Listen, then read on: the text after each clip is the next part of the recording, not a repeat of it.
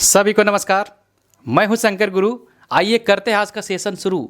आज का हमारा सेशन है कि रेलवे में ग्रुप डी का जो साइंस पूछा जाता है उसमें जो भी कैंडिडेट ग्रुप डी का प्रिपरेशन कर रहे हैं या करने वाले हैं तो साइंस का यह रोल होता है। तो उसी हम साइंस का जो प्रीवियस ईयर क्वेश्चन है लगभग जितना पूछा हुआ अभी तक उसका हम एक एक करके डिस्कशन करवाएंगे, सॉल्यूशन करवाएंगे फ्री ऑफ कॉस्ट में। और जो भी न्यूमेरिकल आया था और जो संभावित है कुछ क्वेश्चन संभावित भी करवाएंगे तो वो सब सॉल्यूशन करवाएंगे कंसेप्ट से एकदम बढ़िया से जान करके।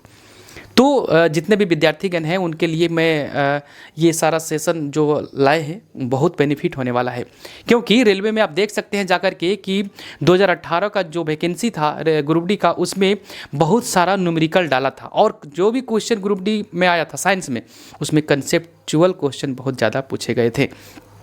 तो आप लोगों के लिए ये बहुत बड़ा सेशन है, बहुत अच्छे से हम एक एक करके करवाएंगे। अगर आप प्रीवियस ईयर क्वेश्चन करके जाते हैं तो जो आपका सपना है रेलवे में जाने का, जो ग्रुप डी का फॉर्म भरे हैं उनके लिए देखिएगा लगभग साइंस का क्वेश्चन आपका 80% क्वेश्चन लगभग निकल जाएंगे ये करने से। और जो 20% बच रहा है वो एनसीईआरटी अब जाकर के पढ़ें। एनसीईआरटी का 9 और 10th का आप अगर कर लेते हैं तो वहाँ से लगभग क्वेश्चन मिलेंगे। तो आप जो साइंस का जो आपका जो प्रॉब्लम है वो कहीं ना कहीं सॉल्व हो जाएगा। तो आपके लिए हम लेकर के आए हैं ये जितने भी हैं क्वेश्चन। तो हम सबसे पहले क्या बता देंगे, अगर आप लोग बुक कोई लेना चाहते हैं तो बुक के तौर पर हम आपके लिए यहाँ पर मेरे पास एक बुक है अभी दिखाएंगे, वो यूथ कंपटीशन का आप ले लीजिए, बहुत अच्छा है। उसी का हम सारा न्यूमेरिकल ऑब्जेक्टिव और जितने भी कंसेप्चुअल क्वेश्चन है सब हम करवा देंगे, ठीक है। हिंदी और इंग्लिश दोनों लैंग्वेज में देखने को मिलेगा आपको। तो जितने भी लोग प्रिपरेशन कर रहे हैं ग्रुप डी का और भी NTPC भी इसमें कवर हो जाएगा। ग्रुप डी का जो क्वेश्चन लेवल है बहुत अच्छा लेवल है, बहुत बढ़िया तरीका से पूछा गया था, ठीक है। और जितने भी प्रीवियस ईयर क्वेश्चन है आप कर जाते हैं तो एनटीपीसी में क्वेश्चन कहीं ना कहीं ग्रुप डी के कंपैरिजन में आसान देखने को मिलता है। किसमें? एनटीपीसी या अदर कॉम्पिटिटिव एग्जामिनेशन में।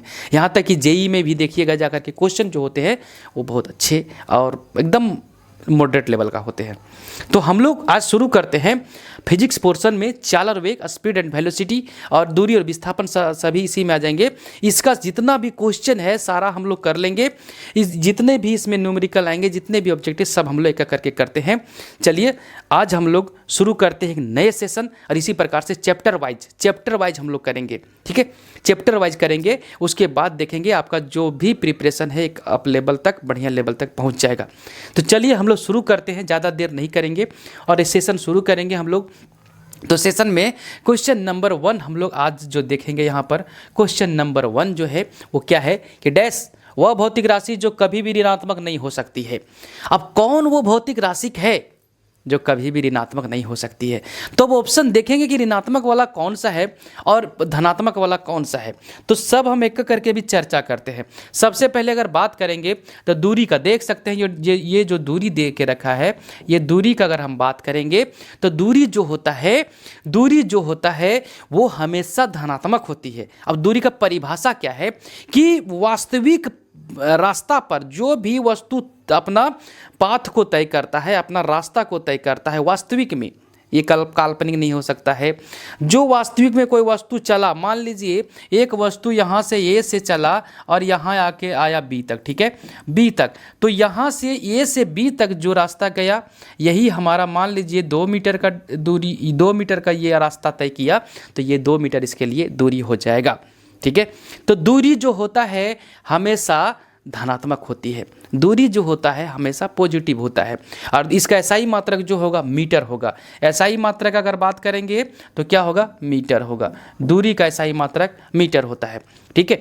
और दूरी हमेशा धनात्मक होती है, दूरी हमेशा धनात्मक होती है। तो ऑप्शन ये जो होगा, ये ऑप्शन अभी दिख रहा है। एक ऑप्शन अभी हम लोग का दिखा बल जो होता है, बल बराबर जो होता है, अगर फार्मूला के रूप में जानेंगे या परिभाषा के रूप में जानेंगे तो बल बोलता है कि किसी भी वस्तु को अगर धक्का देंगे या खींचेंगे किसी भी वस्तु में तो उस वस्तु की स्थिति में या अवस्था में परिवर्तन होगा या परिवर्तन होने की चेष्टा करेगा।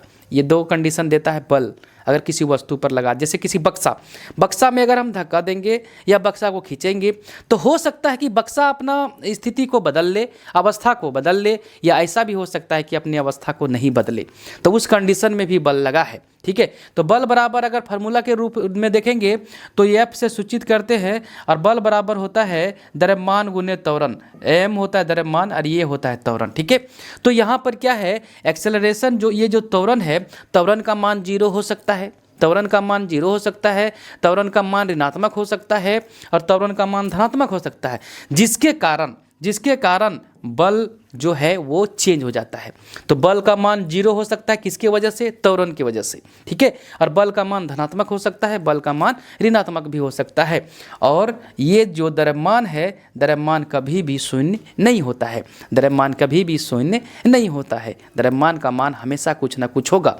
तो बल जो डिपेंड कर जाता है त्वरण पर, एकदम ज़्यादातर उसी पर। तो बल 3 प्रकार से हो सकता है, धनात्मक, ऋणात्मक और शून्य।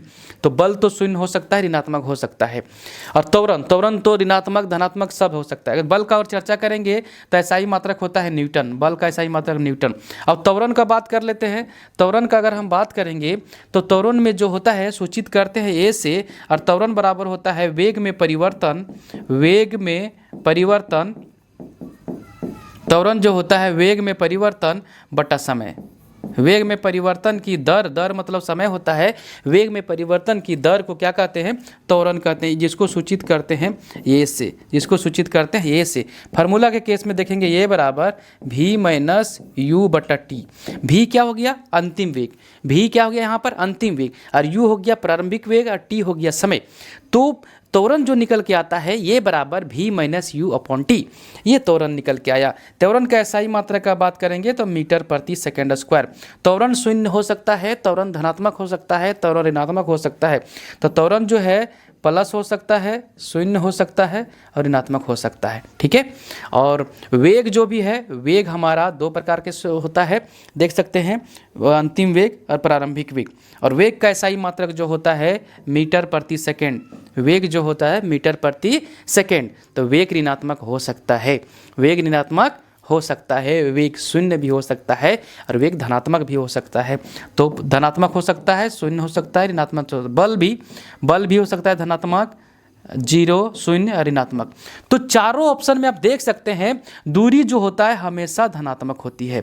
तो चारों ऑप्शन के अनुसार अगर हम बात कर लेते हैं कि आंसर क्या हो गया, कभी ऋणात्मक नहीं हो सकता है, तो आंसर जो हमको अभी देखने को मिल रहा है वो है क्या, दूरी कभी भी ऋणात्मक नहीं होगी। तो ऑप्शन ए ऑप्शन सही। नेक्स्ट क्वेश्चन की ओर चलेंगे। ये क्वेश्चन था ग्रुप डी में पूछा हुआ 2018 में शिफ्ट 2 का, सेकंड शिफ्ट का क्वेश्चन था। नेक्स्ट क्वेश्चन की ओर हम लोग चलेंगे। नेक्स्ट क्वेश्चन है, बहुत बढ़िया क्वेश्चन है, रेलवे देखिए, ये पूछा हुआ है RRB ग्रुप डी के द्वारा 10/12/2018 शिफ्ट 3 का क्वेश्चन है। इस क्वेश्चन में क्या है देख सकते हैं अभी आप। इस क्वेश्चन को देखिए, आराम से बनाइए, टाइम लगे, शुरू में टाइम लग सकता है, शुरू में टाइम अगर लगेगा तो कोई दिक्कत नहीं है, धीरे धीरे करके जब कंसेप्ट बन जाएगा तो आराम से क्वेश्चन निकलना शुरू हो जाएगा। तो देखिए, डैश का उपयोग एक वस्तु की समग्र गति का वर्णन करने, यहाँ तक पहले क्वेश्चन पकड़िए, बोलता है कि किसका उपयोग, मतलब डैश का उपयोग एक वस्तु की समग्र गति, समग्र मतलब पूरा गति कहने का मतलब होता है वेग, साइंस के लैंग्वेज में वेग, समग्र गति का वर्णन करने और स्थिति का पता लगाने के लिए, गति का वर्णन करने और किसी दिए गए समय पर इसकी प्रारंभिक स्थिति के संदर्भ में अंतिम स्थिति का पता लगाने के लिए किया जाता है। ठीक है, ये क्वेश्चन बहुत अच्छा है। सबसे पहले तो डैश का उपयोग वस्तु की समग्र गति का वर्णन करने में, किसी भी वस्तु का गति का अगर वर्णन करना है, हमको पूरी गति का वर्णन करना है, तो पूरी गति का वर्णन करने के लिए वस्तु को तो सबसे पहले उसको गति में, मोशन में रहना होगा। तो उसके लिए सबसे पहले जो काम आएगा, ऑप्शन के अनुसार अगर हम बात करेंगे, यहाँ पर हिंदी और इंग्लिश दोनों में ऑप्शन है, तो सब में देखिए कि दूरी का जरूरत पड़ेगा। चाल अभी बात नहीं कर सकते हैं, चाल होगा कि नहीं होगा, क्योंकि डैश का उपयोग वस्तु की समग्र गति में, तो समग्र गति को वर्णन करने के लिए सबसे पहले दूरी का जरूर आवश्यकता पड़ेगा। तो ए ऑप्शन में, ऑप्शन ए और सी में दूरी है। ठीक है, दूरी का जरूरत पड़ेगा। और इसकी प्रारंभिक स्थिति के संदर्भ में अंतिम स्थिति, कोई वस्तु अगर यहाँ से चला और यहाँ पर रुका, ए से मान लीजिए बी तक गया, तो ए से बी तक गया, तो ये प्रारंभिक स्थिति, बी हो गया अंतिम स्थिति। ठीक है, तो यहाँ से ए से बी तक इसका दूरी हो गया, पता चल गया। लेकिन पहला वस्तु ये जो है प्रारंभिक स्थिति जो है उसका अगर उसके संदर्भ में अंतिम स्थिति का पता करना है, तो ये जो बताएगा प्रारंभिक स्थिति और अंतिम स्थिति का जो केस लेके आता है वो कहलाता है विस्थापन। प्रारंभिक स्थिति और अंतिम स्थिति के बीच की दूरी को क्या कहते हैं? विस्थापन। फॉर एग्जाम्पल, एक वस्तु ए से बी तक चला, बी से आया सी तक, अगर सी पर आके रुक गया, इस कंडीशन में अगर हम बात करेंगे विस्थापन, तो ए और सी हो गया। ए और सी के बीच में जो डिस्टेंस हुआ यही कहलाता है हमारा विस्थापन। विस्थापन जो होता है कि वस्तु जहाँ से चला और जहाँ पर रुका वो दोनों के बीच के नज़दीकी दूरी को, shortest distance between initial and final point, नज़दीकी दूरी, प्रारंभिक स्थिति और अंतिम स्थिति के बीच की नज़दीकी दूरी को क्या कहते हैं? विस्थापन कहते हैं। और विस्थापन का SI मात्रक मीटर होता है। विस्थापन और दूरी का भी SI मात्रक क्या होता है? मीटर होता है। तो क्वेश्चन में तो देखिए पहला में तो दूरी हमको ज़रूरी है, और आगे क्वेश्चन में लिखा प्रारंभिक स्थिति और अंतिम स्थिति का जो कंडीशन आएगा वो विस्थापन दे के जाता है। और दूरी ये टोटल AB और BC क्या हो गया? अगर दूरी यहाँ से निकालने बोलेगा कि दूरी कितना हुआ, तो हो गया AB प्लस BC। ठीक है, और विस्थापन का अगर बात बोलता है हमारे पास, विस्थापन का ओनली AC यहाँ पर। और SI मात्रक का बात करेंगे तो दूरी का भी SI मात्रक मीटर होता है और विस्थापन का भी SI मात्रक मीटर होता है। दूरी जो होता है वो अदिश राशि होता है, स्केलर क्वांटिटी होता है, लेकिन विस्थापन जो होता है वो सदिश राशि होता है। विस्थापन जो होता है वो सदिश राशि होता है। तो यहाँ से जो हमारा ऑप्शन निकलेगा ऑप्शन सी। चाल का चर्चा करेंगे। चाल बराबर होता है दूरी बटे समय। चाल बराबर होता है दूरी बटे समय, तो इसका SI मात्रक निकलता है मीटर प्रति सेकंड। चाल बराबर जो होता है, मैं लिख देते हैं, चाल बराबर दूरी बटे समय, और दूरी को SI मात्रक मीटर और समय का SI मात्रक मीटर प्रति सेकंड। ठीक है, ये मीटर प्रति सेकंड चाल का। वेग का भी यही होता है, लेकिन वेग का जो फार्मूला होता है वो दूरी के जगह में विस्थापन आ जाएगा। दूरी के जगह में विस्थापन आ जाएगा और समय तो अपना जगह पर रहेगा, क्योंकि समय तो लगेगा।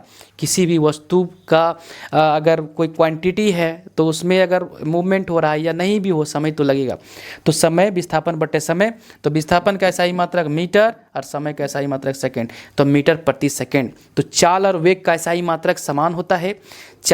लेकिन चाल जो है वो अदिश राशि है, स्केलर क्वांटिटी है, क्योंकि चाल के पास दिशा फिक्स नहीं होती है। परिमाण तो होता है लेकिन दिशा फिक्स नहीं होता है। और सदिश राशि वैसी राशियाँ जिसके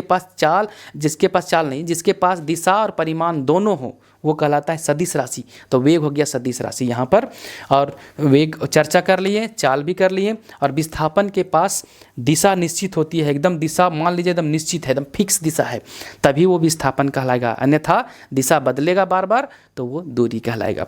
तो अभी जो हमारा आंसर बनेगा दूरी और विस्थापन, यहाँ से आंसर निकल के आया। नेक्स्ट क्वेश्चन की ओर चलते हैं। Question number 3। बढ़िया से पढ़िए, एग्ज़ाम बढ़िया से दीजिए, हड़बड़ाइए नहीं। थोड़ा सा समय लगेगा शुरू में समय लगेगा, उसके बाद आप रनअप जो पकड़ेंगे साइंस में, कोई भी सेट मारिए, जाके कहीं भी मारिए, एकदम तुरंत निकल जाएगा, आराम से निकल जाएगा।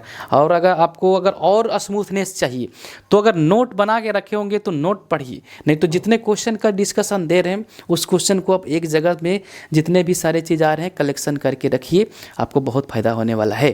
ठीक है, नेक्स्ट क्वेश्चन की ओर चलेंगे। देखिए, वेग और समय का गुणनफल प्रदान करता है। तो इसको हम बनाते हैं पहले। वेग और समय का अगर बात कर रहा है तो वेग और समय का जो रिलेशन आता है वो आता है विस्थापन के केस में। ठीक है, तो विस्थापन के केस में आता है। सबसे पहले वेग का ही चर्चा कर लेते हैं। वेग बराबर होता है विस्थापन बटा समय।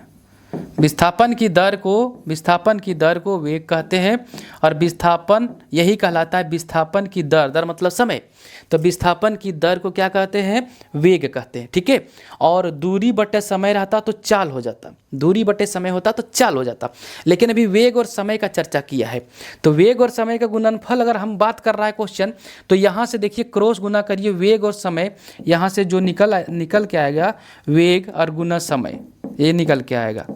अगर हम इसको लंबा करके लिखेंगे तो विस्थापन, ये निकल के आया विस्थापन। ठीक है, तो यही क्वेश्चन बोल रहा है, क्वेश्चन हमारा यही बोल रहा है कि वेग और समय के गुणनफल को क्या कहते हैं, विस्थापन कहते हैं। कैसे आया, वेग बराबर विस्थापन बटे समय होता है, तो यहाँ से हम वेग और समय को गुना कर दिए, एक जगह ले आए, विस्थापन अपना जगह पर उतार दिए। ठीक है, तो यहाँ से वेग और समय का गुणनफल जो है विस्थापन कहलाता है।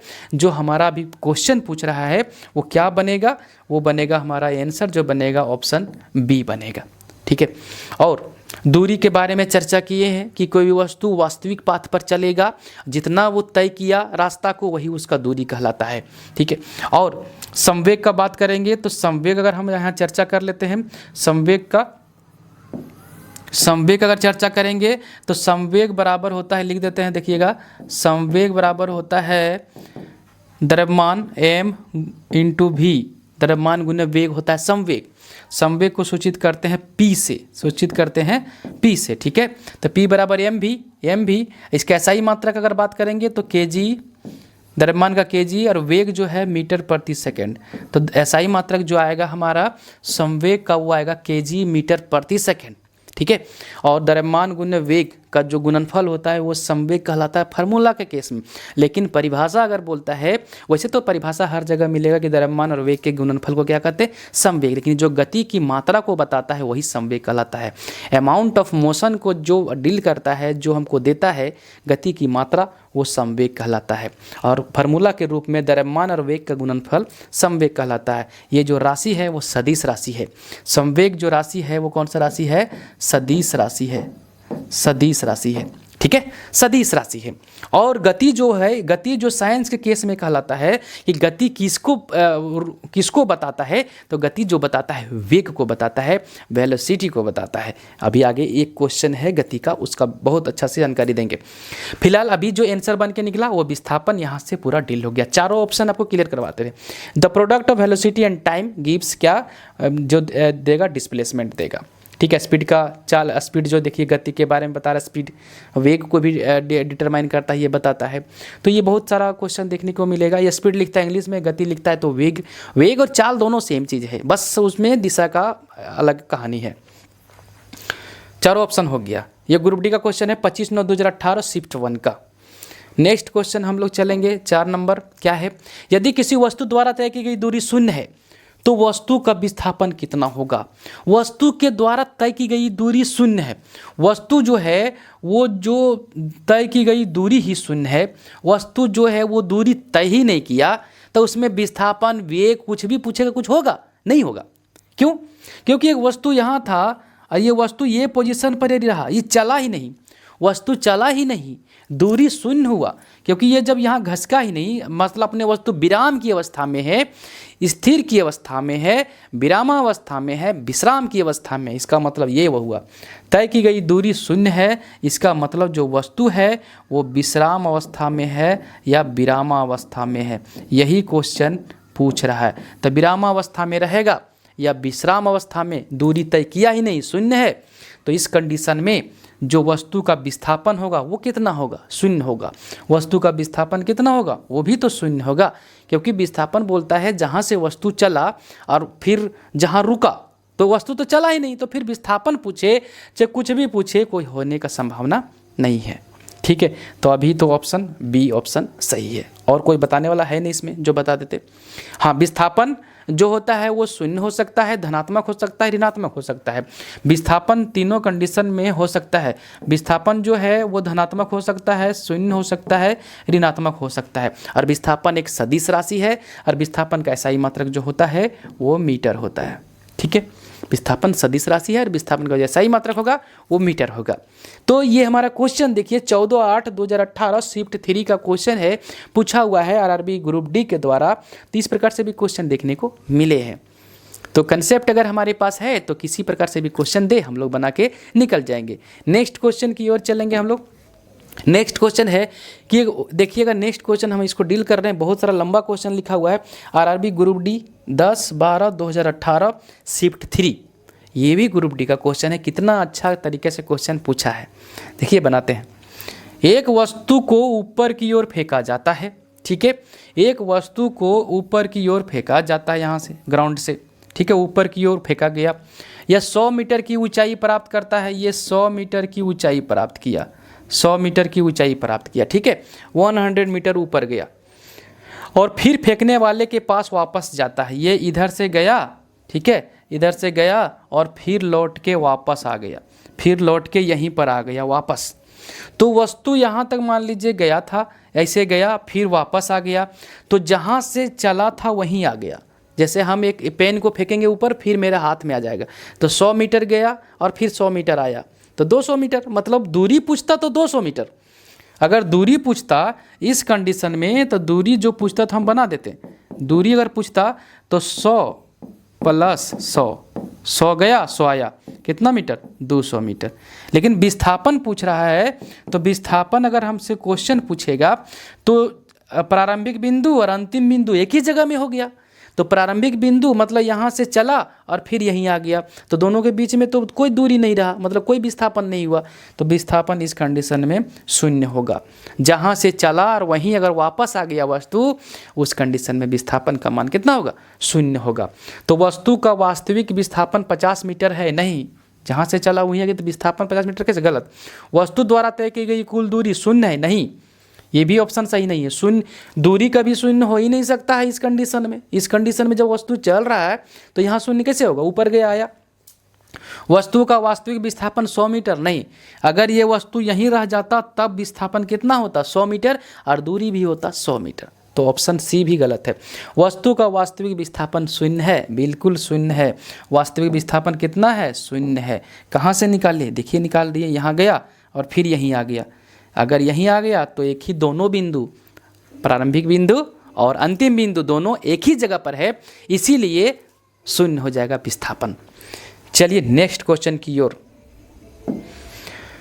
जब एक पर्यवेक्षक के सापेक्ष समय के साथ वस्तु की स्थिति लगातार बदलती रहे, ठीक है, बोलता है कि एक जो है पर्यवेक्षक है के सापेक्ष समय के साथ वस्तु की स्थिति लगातार बदल रही है, वस्तु की स्थिति लगातार बदल रही है, समय के साथ साथ वस्तु की स्थिति लगातार बदल रही है। इसका मतलब वस्तु गति में है, वस्तु गति कर रहा है।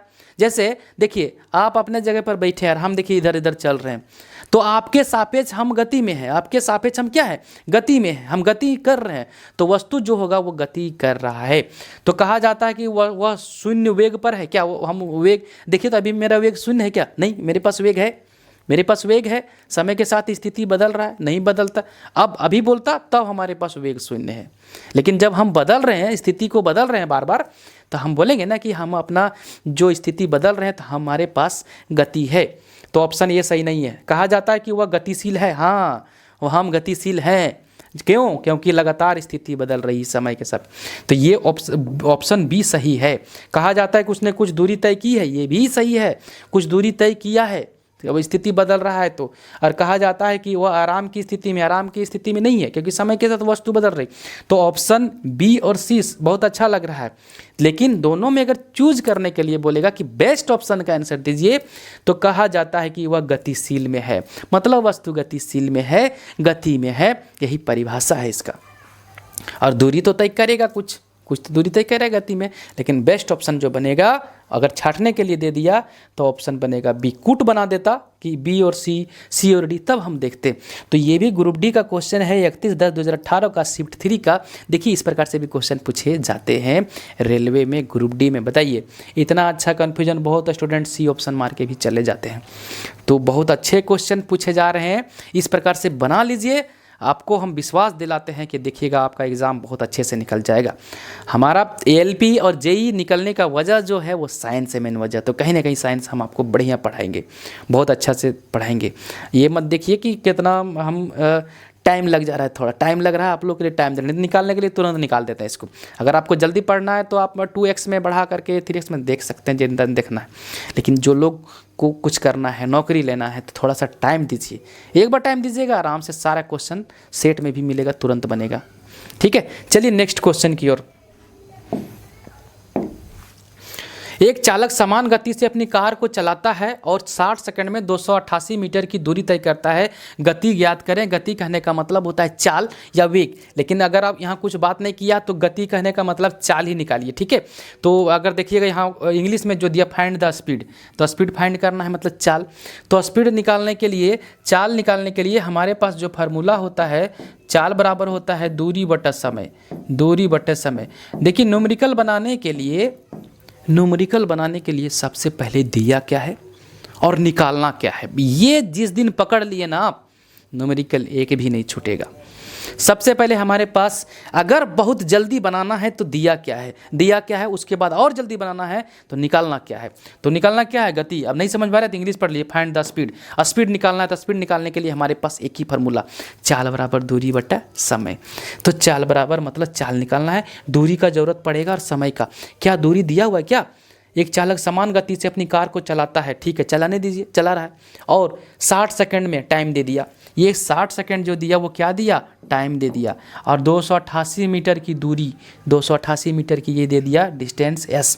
तो यहाँ सेट कर दीजिए, दूरी दे दिया 288 और समय कितना है 60 सेकंड। काट दीजिए इसको, काटने के बाद जो भी बचेगा देखिए कट जाएगा। काटिए अब, 4 से भी कटेगा, 4 से कटेगा, 15 बार में जाएगा, 15 चौके 60, 4 7 28, 4 दूनी 8, 72। 3 से भी कटेगा, 3 से 3 5 15 और 3 दूनी 6, 3 चौके 12, 24/5 आया, 24/5। तो कितना आएगा, 5 8 4, 5 चौके 20, ये 5 चौके 20 और 4 आ जाएगा तो 5 8 40, 4.8 और चाल का सही मात्रक मीटर प्रति सेकंड। तुरंत आप निकाल सकते हैं अपने तरीका से। ये बनाना है सभी लोगों के लिए, तो इतना स्टेप नहीं, तो आप आराम से रफ करिएगा, तुरंत हो जाएगा। 4.8 मीटर प्रति सेकंड ऑप्शन ए दे के रखा है। RRB group D 23/10/2018 shift 3। ठीक है, ये तो जितने भी आरआरबी वाले तैयार रहेंगे, ग्रुप डी वाले जितने भी ग्रुप डी भरे हैं फॉर्म और टीसीएस एग्जाम लेगी, तो क्वेश्चन रिपीट होने के चांसेस बनेंगे, या नहीं भी बने इस प्रकार क्वेश्चन आप निकाल सकते हैं आराम से। नेक्स्ट क्वेश्चन की ओर। किरण 90 मीटर लंबे पुल में तैरती है। किरण जो है 90 मीटर लंबे पुल में तैरती है। देखिएगा ये एक पुल है, एक पुल है कितना मीटर का, ये पुल है मान लीजिए 90 मीटर का। ठीक है, ये 90 मीटर का पुल है, तो 90 मीटर का पुल है, मान लीजिए ये 90 मीटर पुल है, 90 मीटर। एक छोर से दूसरे छोर तक और फिर वहाँ से वापस उसी सीधे पथ पर तैरकर वह 2 बार में 360 मीटर की दूरी तय करती है। किरण का औसत वेग, औसत वेग पूछ रहा है किरण का औसत वेग। तो ये 90 मीटर गई और 90 मीटर फिर वापस आई, एक चक्कर और 2 बार जाएगी, तो 2 बार जाएगी तो 2 बार 90 और 2 बार 90 आएगी, तो 4 बार 90 होगा टोटल। जैसे 90 गई और 90 आई तो 101 चक्कर में हो गया 90 + 90, एक चक्कर में। फिर गई फिर आई, ये पहला चक्कर में हुआ, दूसरा चक्कर में फिर 90 जाएगा और फिर 90 आएगा। तो टोटल प्रकार जो होगा यहाँ दे भी दिया है, टोटल जो हुआ 2 बार में वो 360 मीटर की दूरी तय करेगा। ठीक है, दूरी तो वही उसके लिए दूरी हो गया। लेकिन विस्थापन अगर बोलेगा, जहाँ से चल रहा है वहीं तो आ जा रहा है वापस, एक बार में जाएगा तो यहीं आएगा, जाएगा और आएगा एक बार, फिर जाएगा और आएगा तो फिर यहीं, मतलब प्रारंभिक बिंदु और अंतिम बिंदु इस किरण का एक ही बिंदु बन रहा है। तो उस कंडीशन में विस्थापन का मान कितना होगा, विस्थापन का जो मान होगा वो 0 होगा। लेकिन दूरी पूछता तो दूरी पूछता तो दिया है 360 मीटर, 360 मीटर दूरी हो जाता। ठीक है, दूरी पूछता तो 360 मीटर हो जाता। अब यहाँ विस्थापन जो होगा वो 0 होगा। तो औसत वेग जो बोल रहा है, औसत वेग बराबर जो होगा वो होगा कुल दूरी बटा कुल समय, कुल दूरी बटा कुल समय। तक कुल दूरी औसत वेग, औसत चाल कुल दूरी बटा कुल समय, औसत वेग कुल विस्थापन बटा कुल समय, कुल विस्थापन बटा कुल समय। तो कुल विस्थापन कितना है, शून्य बटा समथिंग टी कुछ भी हो, तो आंसर जो बनेगा कितना होगा, शून्य होगा। तो आंसर जो बनेगा हमारा ऑप्शन ये, ऑप्शन क्या बनेगा ये। विस्थापन पूछे चाहे तो औसत वेग पूछे चाहे वेग पूछे, अगर विस्थापन शून्य है तो वेग भी शून्य और औसत वेग भी शून्य। समझ गए। ये क्वेश्चन इतना बनाने की आवश्यकता था ही नहीं, लेकिन समझाने के लिए बनाना पड़ रहा है। ठीक है, ये 360 मीटर तो दे चुका है अपने, एक बार गया एक बार गया फिर आया, एक चक्कर हो गया, 2 बार ऐसा कर रही है तो 360 मीटर हो जा रहा है टोटल दूरी, और समय तो कुछ लगा होगा, लेकिन जब कहानी इस प्रकार से दिया है तो कोई बात नहीं। ठीक है, चलिए नेक्स्ट क्वेश्चन की ओर आइए। नेक्स्ट क्वेश्चन हम लोग देखते हैं कि अभी हम लोग बहुत सारा क्वेश्चन बहुत अच्छे प्रकार से पूछा हुआ क्वेश्चन बहुत अच्छा कवर कर रहे हैं, और भी जो लोग तैयारी कर रहे हैं बढ़िया तैयारी करिए विद्यार्थीगण, क्योंकि नौकरी एक एक क्वेश्चन एक एक पॉइंट के लिए छूट जाता है। तो जहाँ से आपको अच्छा लगे वो करिए, लेकिन हम आपको चैप्टर वाइज पूरे क्वेश्चन करवा देंगे जितने भी क्वेश्चन है, और देखिएगा सेट मार के, अगर नहीं आया क्वेश्चन तो फिर बोलिएगा, क्योंकि हम बहुत सारा एग्जाम साइंस का बहुत बड़े लेवल पर हम तैयारी करवाएं, जेई लोग को एएलपी बहुत बढ़िया करवाएं, और न्यूमेरिकल के लिए टेंशन मत, न्यूमेरिकल के लिए हमारे पास बहुत भंडार है, आपको बहुत अच्छे तरीके से करवा के देंगे। तो देखिए यार, अभी ग्रुप डी 13/12/2018 शिफ्ट 2 का, ठीक है, क्वेश्चन 9, किसी वस्तु का त्वरण इसके डैश में प्रति इकाई समय में हुआ परिवर्तन है। तो त्वरण बराबर जो सबसे पहले समझते हैं कि त्वरण क्या है, तो त्वरण बराबर जो होता है वेग में परिवर्तन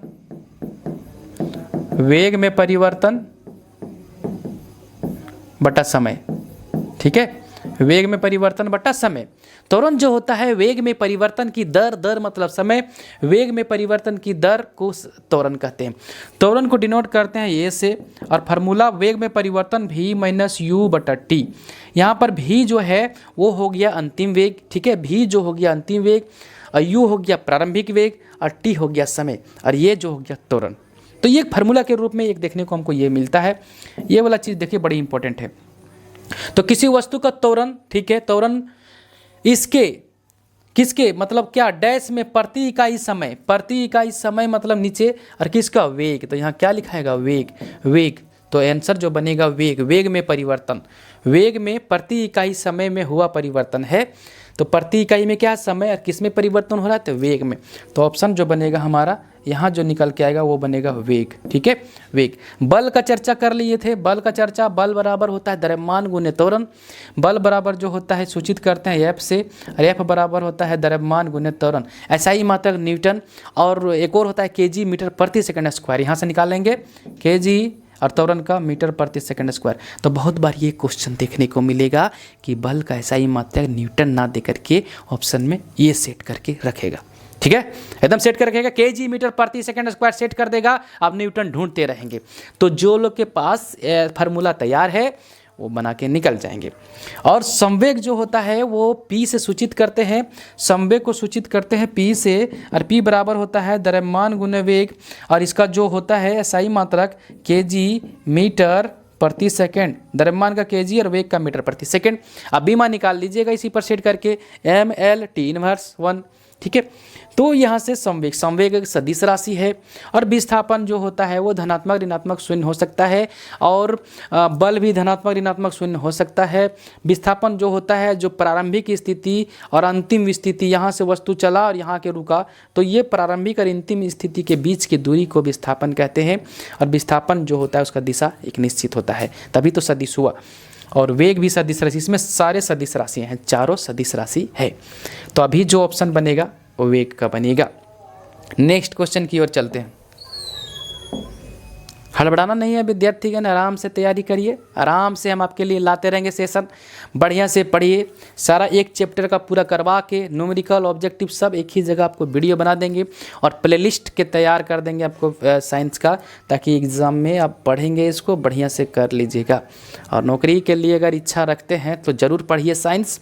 ग्रुप डी का क्वेश्चन जिस प्रकार से पूछा था 18 में, कहीं ना कहीं जो पैटर्न है देखने को मिलेगा, और बढ़िया से कॉन्फिडेंस लेवल बनाइए।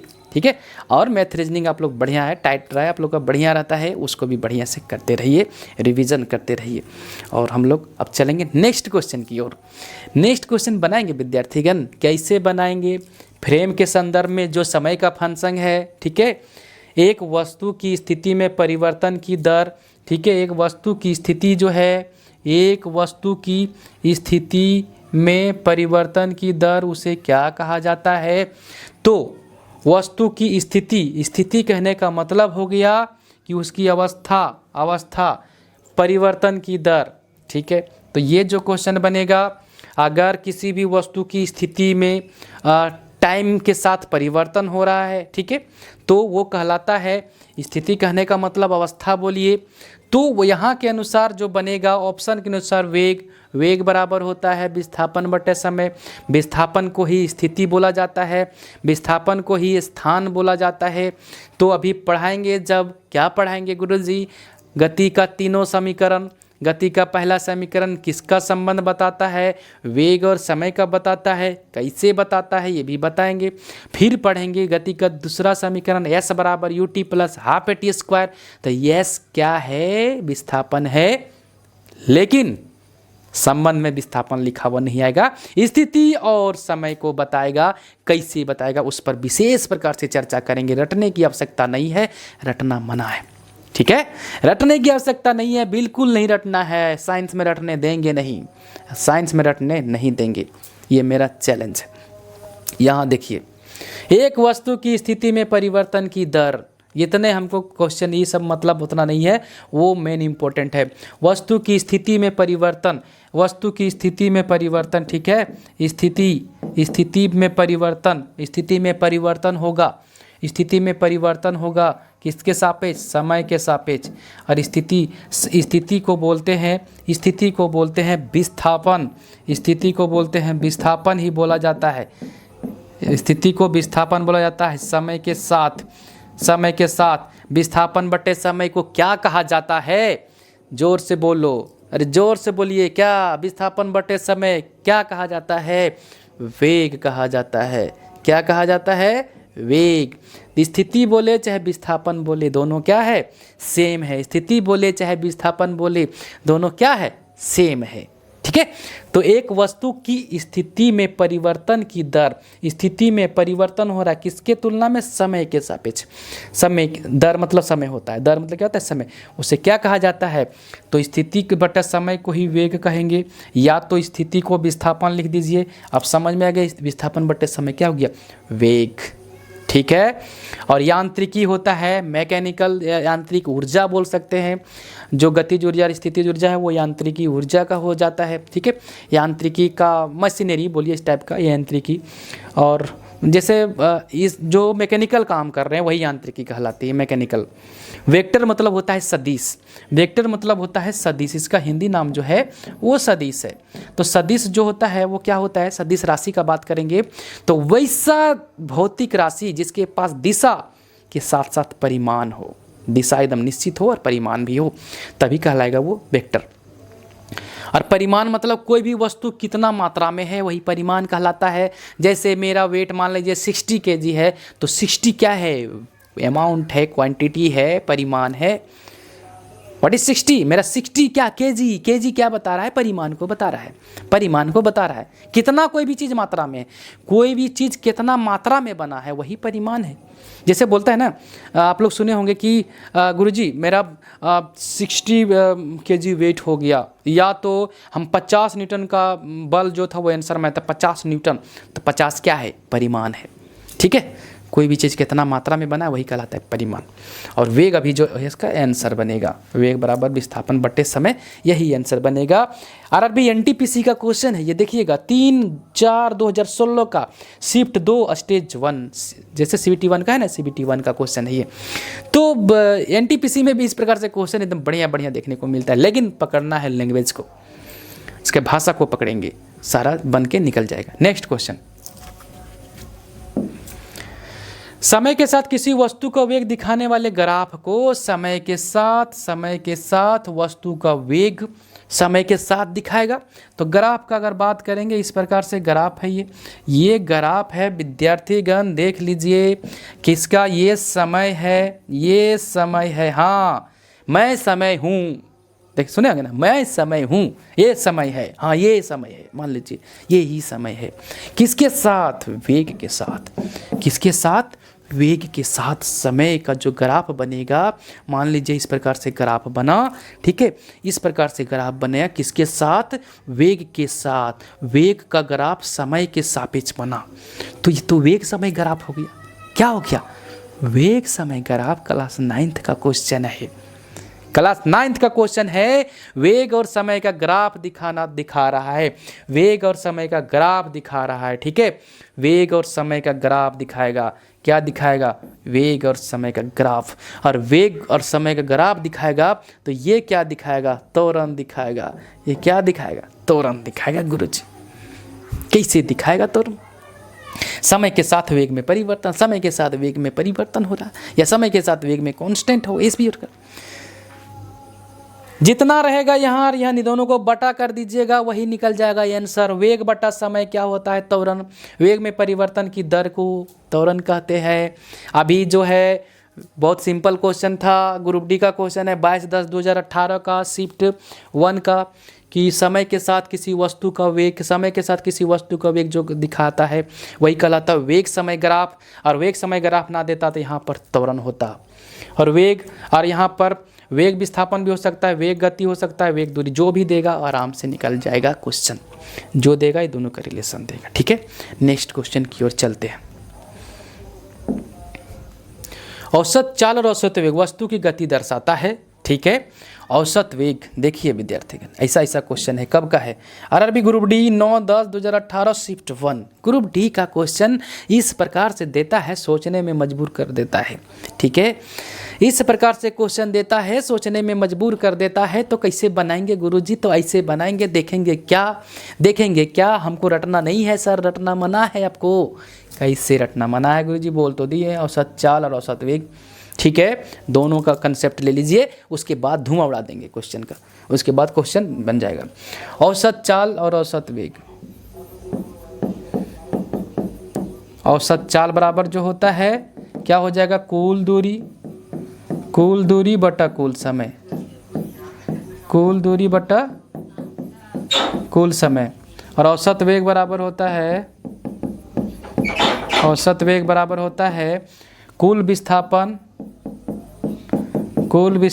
बटा कुल समय, कुल विस्थापन बटा कुल समय, ठीक है।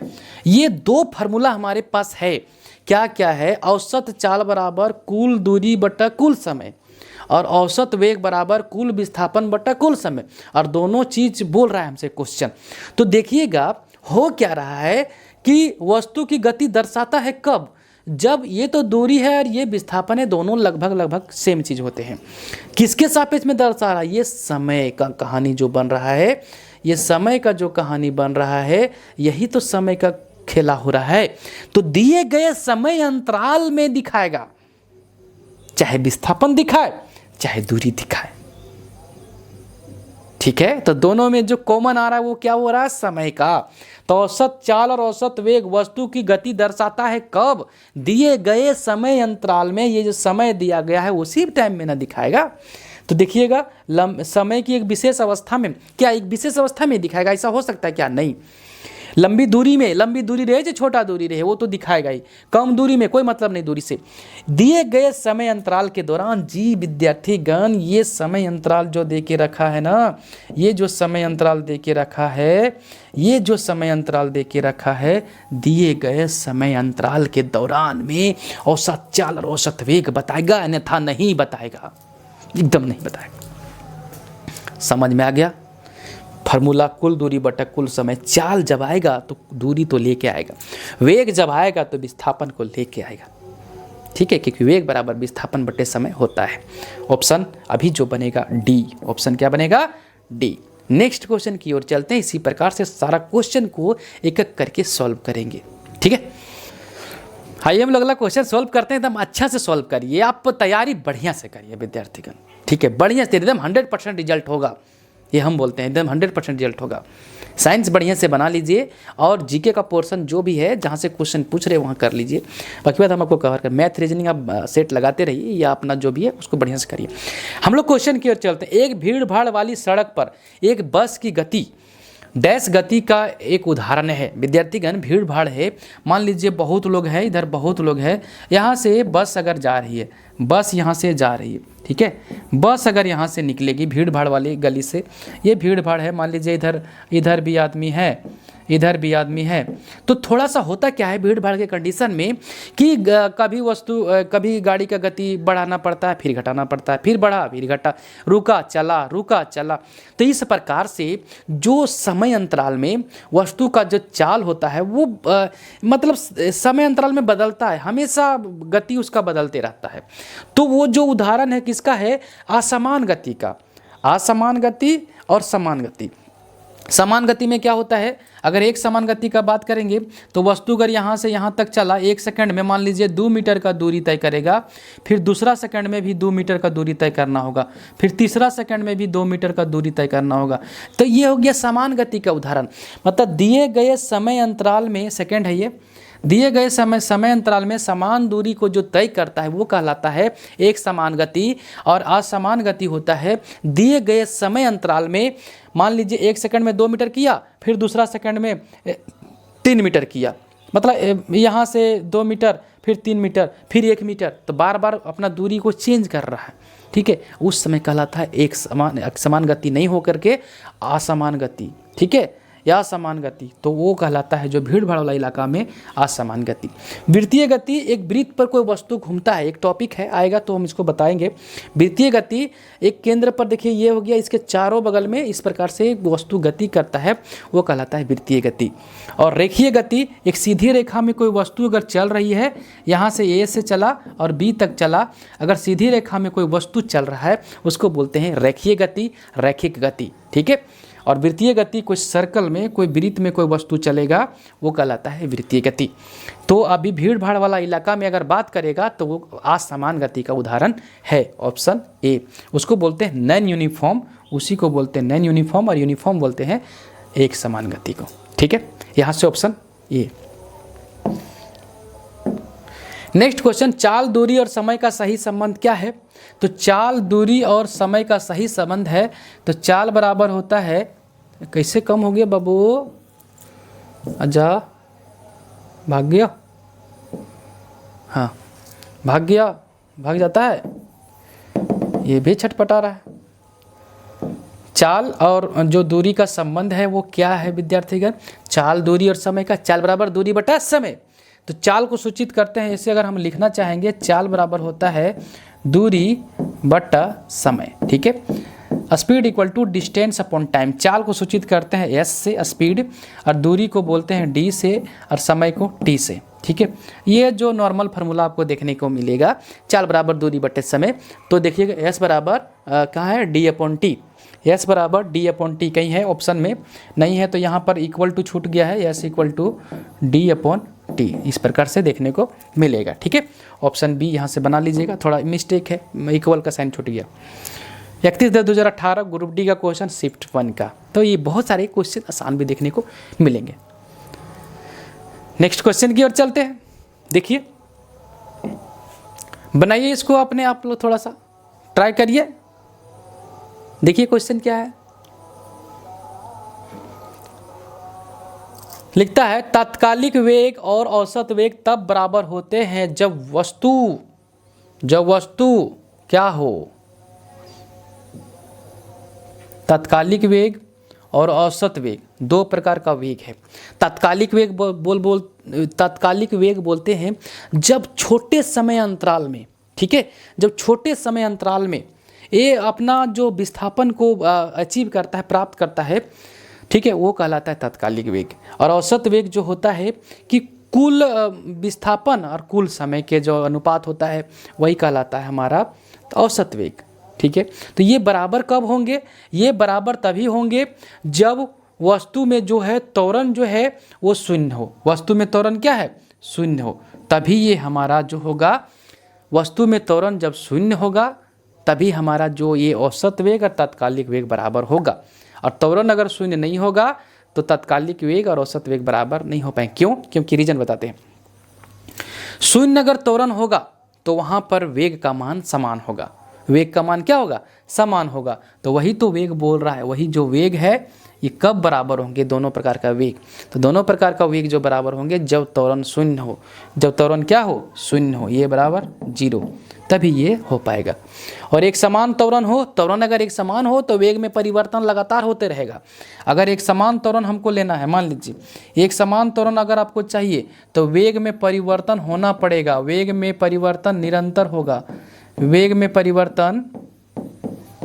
परिवर्तन निरंतर होगा, लगातार होना पड़ेगा, तभी त्वरण शून्य हो, तभी त्वरण जो है एक समान हो पाएगा। वेग में परिवर्तन होना पड़ेगा, बार बार होना पड़ेगा, वेग में परिवर्तन बार बार होना पड़ेगा।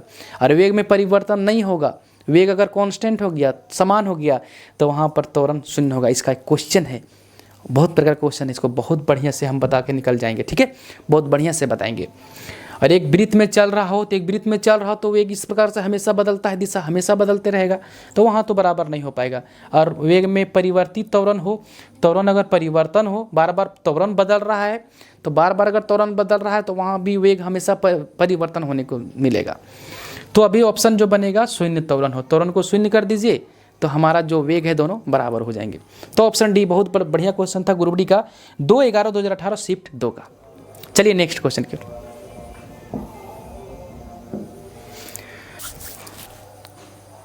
आइए नेक्स्ट क्वेश्चन की ओर हम लोग देखते क्या है कि विस्थापन के परिवर्तन की दर को क्या कहा जाता है। तो विस्थापन का परिवर्तन, विस्थापन में परिवर्तन हो रहा है, परिवर्तन हो रहा है किसके सापेक्ष में, दर, दर मतलब समय, विस्थापन बटा समय, विस्थापन में परिवर्तन की दर, दर मतलब समय को क्या कहा जाता है। तो विस्थापन और समय का जो अनुपात होता है, जो दर होता है, वो कहलाता है वेग। वो क्या कहलाता है, वेग, वेलोसिटी कहलाता है। तो velocity equal to displacement upon time, ठीक है, ये कहलाता है जो हमारा है वेग। क्या कहलाएगा, वेग, ठीक है, जिसको वेलोसिटी बोलते हैं इंग्लिश में। और संवेग का अगर चर्चा करेंगे तो द्रव्यमान गुने वेग, द्रव्यमान गुने वेग कहलाता है संवेग, ठीक है, ऐसा ही मात्रक केजी मीटर पर सेकंड। गति का बात करेंगे तो चाल, चाल का कंसेप्ट आता है गति से, गति का चाल का कंसेप्ट आता है, वेग का भी कंसेप्ट आता है। अगर बात करेगा तो ये जो होता है दूरी बटा समय, और विस्थापन जो होता है वो कुल प्रारंभिक बिंदु और अंतिम बिंदु के बीच की दूरी का, नज़दीकी बीच के दूरी का, वो कहलाता है विस्थापन। तो ग्रुप डी का क्वेश्चन है, बहुत आसान क्वेश्चन है, बहुत ईजी तरीके में ये निकल गया। नेक्स्ट क्वेश्चन हम लोग बना लेते हैं, क्या है, विस्थापन के परिवर्तन की दर को। अभी जो क्वेश्चन इसके पहले था, देखिए सेम क्वेश्चन था, विस्थापन के परिवर्तन में समय के साथ जो हुआ था, क्वेश्चन पूछने का तरीका देखिए। यहाँ पर है विस्थापन के परिवर्तन की दर, तो वही क्वेश्चन है, विस्थापन में परिवर्तन हो रहा है, विस्थापन के परिवर्तन किसके सापेक्ष में, दर मतलब समय, दर मतलब समय क्या कहलाता है, ये कहलाएगा हमारा वेग, ये हमारा कहलाएगा वेग। ऐसा ही मात्रक बोलेंगे तो मीटर और समय का सेकंड, मीटर प्रति सेकंड। बीमा निकालना चाहेंगे तो ये और टी ऊपर चला जाएगा, टी इनवर्स 1, ये हमारा बीमा निकल के आता है। राशि का बात करेंगे तो सदिश राशि, राशि का अगर बात करेंगे तो कौन सी राशि, सदिश राशि बन के निकल जाता है। वेग का अगर चर्चा कर लेंगे तो हम लोग, तो इस प्रकार से क्वेश्चन देखिए आता है ARRB LP एंड टेक का 29/8/2018 शिफ्ट 1 का। तो LP में देखिए कितने आसान क्वेश्चन पूछे जाते हैं, इसी प्रकार से देखने को मिलते हैं। और भी बड़े बड़े भी क्वेश्चन होते हैं, लेकिन अच्छा वाले क्वेश्चन भी देखने को मिलेंगे। तो अभी जो आंसर बनेगा वो कहलाएगा वेग, ठीक है। त्वरण जो होता है, त्वरण जो होता है, वेग में परिवर्तन की दर को त्वरण कहते हैं। अगर त्वरण का बात किया जाएगा तो वेग में परिवर्तन, किस में परिवर्तन होगा, वेग में परिवर्तन, वेग में परिवर्तन बटा समय, दर मतलब समय होता है। और विस्थापन में परिवर्तन की दर को कहते हैं वेग, और वेग में परिवर्तन की दर को कहते हैं त्वरण, ठीक है। और दूरी तो हो गया वास्तविक रास्ता पर जो वस्तु चलेगा, वो इसकी लंबाई को दूरी कहते हैं। और गति होता है चाल, और वेग बोल सकते हैं चाल, बोलिए चाल बराबर दूरी बटा समय। गति जो होता है वो वस्तु की चाल को दर्शाता है, और दिशा अगर निश्चित कर देगा इसमें तो वेग बन जाता है वो। तो अभी जो हमारा है विस्थापन के परिवर्तन की दर को क्या कहते हैं, वो कहते हैं वेग, और वेग में परिवर्तन की दर को कहते हैं समय, ठीक है।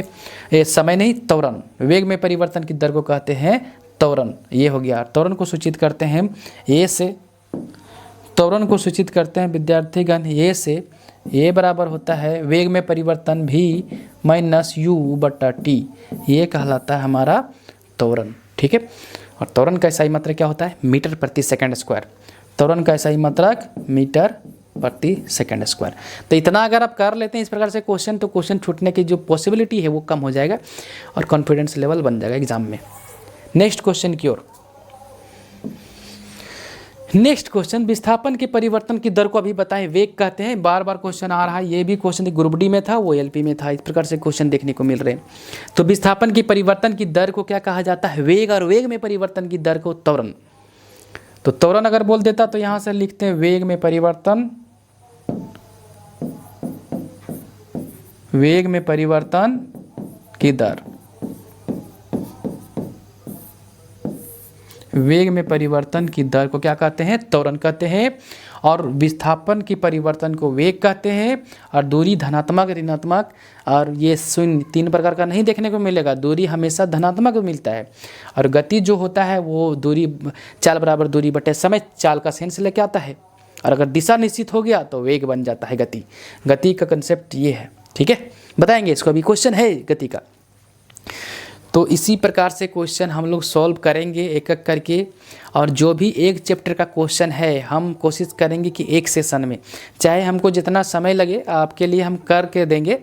और आप लोग पढ़ सकते हैं तो पढ़िए, क्योंकि एग्ज़ाम में जितना अच्छा कंसेप्ट होगा उतना बढ़िया आप निकाल के लाएंगे एग्ज़ाम को। नेक्स्ट क्वेश्चन की ओर चलते हैं। नेक्स्ट क्वेश्चन हमको देखने को क्या मिलेगा? नेक्स्ट क्वेश्चन देखिए विद्यार्थीगण, हमारा स्क्रीन पर लगा हुआ है, बढ़िया से पढ़िए। क्या है? यदि कोई वस्तु समान समय अंतराल में असमान दूरी तय करती है तो इसे कहा जाता है। समान समय अंतराल, समय दे दिया समान, ठीक है, और असमान दूरी तय करे। ये दो प्रकार का जो कंसेप्ट है ना, इसी पर क्वेश्चन का आंसर बनेगा। वैसे तो इसका आंसर हो जाएगा असमान गति, ठीक है। अब भैया क्या हो गया? असमान गति अगर हो गया तो हो गया आंसर। लेकिन सर गुरुजी रहेगा याद कैसे? इसके लिए कंसेप्ट बनाना होगा। अभी तो आंसर हम मार के निकल जाएंगे। समान समय अंतराल में असमान दूरी तय करे, इसको बोलते हैं असमान गति। जा, complete, tata bye bye, complete. क्या इससे बनेगा क्वेश्चन? इस प्रकार से कंसेप्ट अगर नहीं बनाएंगे तो एग्जाम में इसका आंसर गलत हो जाएगा या चांस बढ़ जाएगा गलत होने का। तो आप देखिए इसको कंसेप्ट से बना देते हैं। कैसे बना देते हैं? एक वस्तु है, यहाँ से चला, यहाँ तक आया, ठीक है, चला, ठीक है। तो अगर ये इतना दूरी गया, 2 मीटर की दूरी गया, और समय कितना लिया? समय ले लिया 1 सेकंड का। फिर दूरी तय किया 2 मीटर का या 3 मीटर का, 3 मीटर मान लीजिए, और समय लिया फिर 1 सेकंड, और 3 मीटर की दूरी किया। फिर 1 सेकंड में जो दूरी तय कर रहा है वो दूरी तय कर रहा है मान लीजिए 1 मीटर।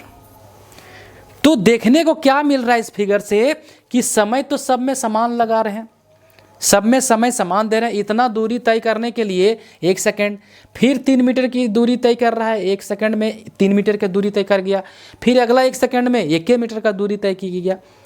तो क्वेश्चन, समय अंतराल समान है, समय अंतराल समान है, सब में समय समान दे रहे हैं, लेकिन दूरी अलग अलग तय कर रहा है। तो असमान दूरी, दूरी जब अलग अलग तय करे तो उसको बोलते हैं असमान दूरी।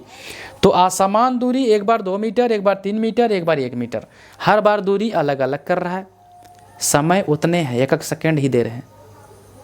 तो इसको बोलते हैं एक समान गति। एक समान नहीं, असमान गति। और एक समान बोलते किसको? जब 1 सेकंड में 2 मीटर, फिर अगला 1 सेकंड में 2 मीटर, फिर अगला 1 सेकंड में 2 मीटर, मतलब हर एक सेकंड में वो समान दूरी तय करता, तब कहलाता है एक समान गति। और दूरी जब अलग अलग तय करे तो उसको बोलते हैं असमान गति। तो अभी आंसर बना असमान गति, ठीक है। घूर्णन गति अपना एक्सिस पर ऐसे ऐसे गति कर, लट्टू जो अपना एक्सिस पर घूमता है वो कहलाता है घूर्णन गति। और समान गति के लिए तो दोनों कंसेप्ट बता दिए, ठीक है। तो इस प्रकार से बना के जाइए। ये ग्रुप डी 30/10/2018 शिफ्ट 3 का क्वेश्चन है, पूछा हुआ। तो इस प्रकार से भी क्वेश्चन देखने को मिलेंगे। एक कंसेप्ट बनाएंगे तो बहुत सारा क्वेश्चन बनेगा, बहुत सारा क्वेश्चन बनेगा।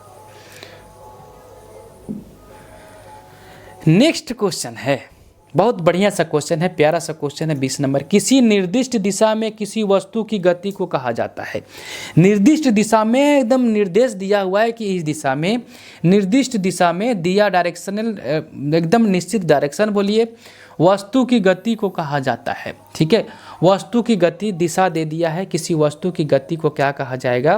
किसी वस्तु की गति अगर निर्दिष्ट दिशा में दे दिया है, उसमें जो कहा जाएगा गति, जो एकदम दिशा अगर दे दिया, ठीक है, गति का बात करेगा, दिशा अगर दे दिया तो अगर उसको अगर दिशा निश्चित कर दिया तो वो कहलाता है वेग। कैसे पकड़ेंगे? The movement of an object in specified direction. अगर निश्चित दिशा को स्पेसिफाइड कर दिया, अगर दिशा निश्चित कर दिया तो वे कहलाता है वेग, और दिशा निश्चित नहीं है तो वो कहलाता है चाल। ठीक है, तो यहाँ से जो आंसर बन के निकलेगा वो वेग बन के निकलेगा, एकदम वेग बन के निकलेगा। ठीक है विद्यार्थीगण, ध्यान रखेंगे इसको।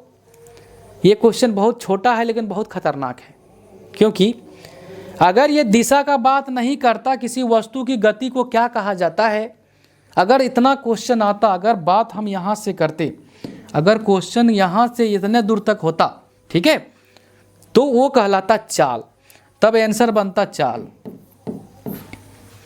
लेकिन अभी जो क्वेश्चन दिया है, ये जो ऐड कर दिया ना, ये वाला पोर्शन, ये जो पोर्शन ऐड कर दिया है निर्दिष्ट दिशा में स्पेसिफाइड डायरेक्शन में, तब कहलाएगा वो वेग, क्योंकि वेग सदिश राशि है। वेग क्या है? सदिश राशि। सदिश राशि बोलता है कि किसी भी वस्तु निश्चित दिशा में होना चाहिए उसकी गति। ठीक है, और अगर दिशा निश्चित नहीं है तो वो कहलाता है अदिश राशि। तो दिशा अगर निश्चित है, गति का सेंस फिजिक्स में दो प्रकार से लिया जाता है, या तो चाल या तो वेग। ठीक है, दिशा नहीं देता तो चाल होता, यहाँ से आंसर बनता चाल, लेकिन अभी जो आंसर बनेगा वेग। नेक्स्ट क्वेश्चन की ओर चलते हैं। आइए नेक्स्ट क्वेश्चन देखते हैं विद्यार्थीगण। हम लोग का क्या है कि निम्न में से कौन सी मात्रा चाल के साथ इसकी गति निर्दिष्ट करती है?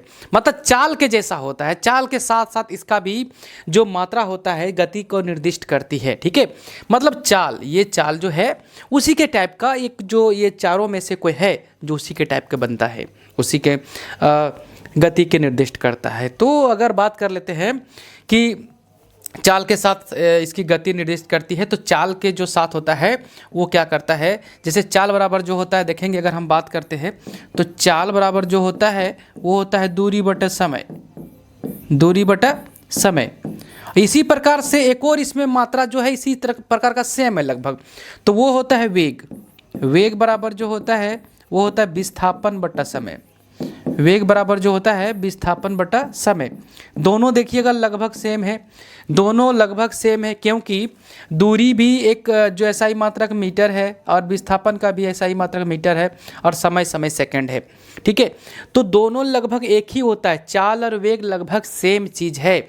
बस अंतर यही है कि चाल के पास दिशा निश्चित नहीं होती है, वो हमेशा दिशा बदलते रहता है, और वेग का जो है दिशा निश्चित होता है परिमाण के साथ साथ, और इसमें भी परिमाण होते हैं, लेकिन दिशा की वजह से चाल अदिश राशि बन जाता है क्योंकि इसके पास दिशा नहीं होती है, और वेग सदिश राशि बनता है क्योंकि वेग के पास दिशा होता है, निश्चित दिशा। तो चाल के साथ साथ इसकी गति को जो निर्दिष्ट करती है, अगर चाल में गति आ गया, क्वेश्चन का मतलब यही है कि चाल में अगर गति निश्चित कर दिया, निश्चित दिशा में कर दिया, तो वो कहला जाएगा वेग। क्या कहला जाएगा? वेग। और संवेग बराबर बहुत बार चर्चा हुआ है क्वेश्चन में, संवेग P बराबर mv द्रव्यमान गुने वेग, गति की मात्रा को बताएगा, kg मीटर प्रति सेकंड होता है संवेग का SI मात्रक। बल बराबर F से सूचित करते हैं ma द्रव्यमान गुने त्वरण, इसको न्यूटन बोलते हैं, kg मीटर प्रति सेकंड स्क्वायर SI मात्रक होता है। विस्थापन जो होता है वो मीटर होता है SI मात्रक। विस्थापन धनात्मक, ऋणात्मक, शून्य तीनों हो सकते हैं। विस्थापन दो बिंदुओं के बीच में जहाँ से वस्तु चला, मान लीजिए वस्तु यहाँ से चला, यहाँ गया और यहाँ रुका, तो शुरुआती बिंदु और मान लीजिए ये D है, ABCD, तो ये जो पॉइंट होगा, ये जो हमारा बिंदु निकल के आ रहा है, शुरुआती बिंदु और अंतिम बिंदु, ये जो होगा हमारा, ये कहलाएगा विस्थापन। ठीक है, एकदम नज़दीक दूरी जो बनता है वही, और जो पूरी लेंगे, ये पूरा ले लेंगे तो वो कहला जाएगा दूरी। तो विस्थापन इसको बोलते हैं जो दो बिंदु के बीच में नज़दीकी दूरी होता है, जहाँ से वस्तु चला और जहाँ रुका। ठीक, तो अभी वेग हमारा आंसर बना। ग्रुप डी का क्वेश्चन है शिफ्ट 2 का 4/12/2018 का। तो अभी आंसर बना वेग, संवेग द्रव्यमान गुने वेग का गुणनफल होता है। नेक्स्ट क्वेश्चन की ओर हम लोग चलते हैं। नेक्स्ट क्वेश्चन देखते हैं। बहुत अच्छा सा क्वेश्चन है, बहुत प्यारा सा क्वेश्चन है। ग्रुप डी का क्वेश्चन है, 11/10/2018 का क्वेश्चन है। ये देखिएगा लगभग इसमें 18 का क्वेश्चन देखने को ज़्यादा मिल रहे हैं और बहुत अच्छा क्वेश्चन 2018 में पूछा गया था। विद्यार्थीगण बढ़िया से पढ़िए, नौकरी निकाल के लाइए। साइंस में क्वेश्चन फ्लक्चुएट ज़्यादा होते हैं और बढ़िया से बनाएंगे, ज़्यादा मार्क्स भी साइंस में देखने को आपको मिलेंगे। तो देखिए, एक निश्चित दिशा में बढ़ रही वस्तु की गति को वैज्ञानिक शब्दावली में किस पद के रूप में जाना जाता है। यहाँ पर क्वेश्चन जो पकड़ने वाला है वही देखेंगे। पॉइंट जो है निश्चित दिशा, एक निश्चित दिशा, सबसे पहला पॉइंट ये हुआ। दिशा निश्चित हो गया विद्यार्थीगण, दिशा क्या हो गया, निश्चित हो गया। दिशा निश्चित हो गया में बढ़ रही वस्तु की गति, वस्तु की गति दूसरा पॉइंट हुआ। वस्तु की गति हो गया, निश्चित दिशा हो गया। तो ये जो हो गया, गति को ही वेग कहते हैं। गति को क्या कहते हैं, वेग। जब निश्चित दिशा दे दे तब, निश्चित दिशा दे दे तब ये जो गति है ये वेग कहलाता है। और अगर निश्चित दिशा का बात नहीं किया रहता, सिर्फ बोलता कि वस्तु की गति को वैज्ञानिक शब्दावली में किस पद के रूप में जाना जाता है, अगर केवल गति का बात बोलता और निश्चित दिशा का बात नहीं किया रहता, तो ये जो कहलाता है वो चाल कहलाता। ये जो कहलाता क्या कहलाता, चाल कहलाता, स्पीड कहलाता, स्पीड कहलाता। तो यहाँ पे in scientific terminology the motion of an object moving in certain direction is known as, which term certain direction का बात करेगा, ठीक है, और ऑब्जेक्ट जो मूव कर रहा सर्टेन डायरेक्शन में, निश्चित दिशा में, तो वो कहला जाएगा वेग। लेकिन अगर ये दिशा का बात नहीं करता तो उस गति को जो कहलाता, अगर गति वर्ड आता तो उसको बोलते वेग। बार बार इस चीज़ को हम बोल रहे हैं। तो अभी आंसर बनेगा, क्या बनेगा, वेग बनेगा, क्योंकि दिशा निश्चित है। और गति मतलब यही चाल जो है, अगर दिशा नहीं देता तो चाल होता। समय, त्वरण, वेग में परिवर्तन की दर को त्वरण कहते हैं। त्वरण शून्य हो सकता है, त्वरण ऋणात्मक हो सकता है, त्वरण धनात्मक भी हो सकते हैं, लेकिन दूरी कभी भी ऋणात्मक नहीं हो सकती है। दूरी हमेशा धनात्मक होते हैं। नेक्स्ट क्वेश्चन की ओर चलेंगे हम लोग। बढ़िया तरीका से क्वेश्चन कवर किया जा रहा है। आप अच्छा से इसको कंसेप्ट बना लें। ये यूथ कंपटीशन बुक का हम लगभग क्वेश्चन आपको करवा रहे हैं, लगभग क्वेश्चन करवा दे रहे हैं। समय के साथ विस्थापन में परिवर्तन की दर को देखिए, फिर क्वेश्चन आया विस्थापन में परिवर्तन। अरे विस्थापन में परिवर्तन हो रहा है किसके साथ, समय के साथ। तो विस्थापन में परिवर्तन की दर बोलेंगे, देखिए विस्थापन में परिवर्तन, यहाँ लिख जगह नहीं है तो विस्थापन में परिवर्तन हुआ। दर मतलब समय, दर मतलब क्या हुआ, समय। ये क्या कहलाता है, ये कहलाता है हमारा वेग। ये क्या कहलाता है, वेग। तो विस्थापन में परिवर्तन की दर को क्या कहते हैं, वेग कहते हैं। और वेग में परिवर्तन की दर को त्वरण कहते हैं। अगर वेग में परिवर्तन लिख देंगे तो ये जो कहलाएगा वेग कहला जाएगा। ये त्वरण, वेग में परिवर्तन की दर को त्वरण कहते हैं। अब बल बराबर तो आप जानते हैं, ये F बराबर ma, F बराबर इसको सूचित करते हैं F से, और F बराबर अगर बात करेंगे तो ma होता है। चाल बराबर दूरी बटा समय होता है, और बल बराबर होता है द्रव्यमान गुने त्वरण, न्यूटन SI मात्रक है। वेग जो है आपका हो गया विस्थापन में परिवर्तन की दर मतलब समय, और त्वरण जो होता है वेग में परिवर्तन की दर को त्वरण कहते हैं। विस्थापन में परिवर्तन की दर को वेग कहते हैं और वेग में परिवर्तन की दर को त्वरण कहते हैं। ठीक है, तो अभी हमारा आंसर जो बन गया यहाँ पर वेग।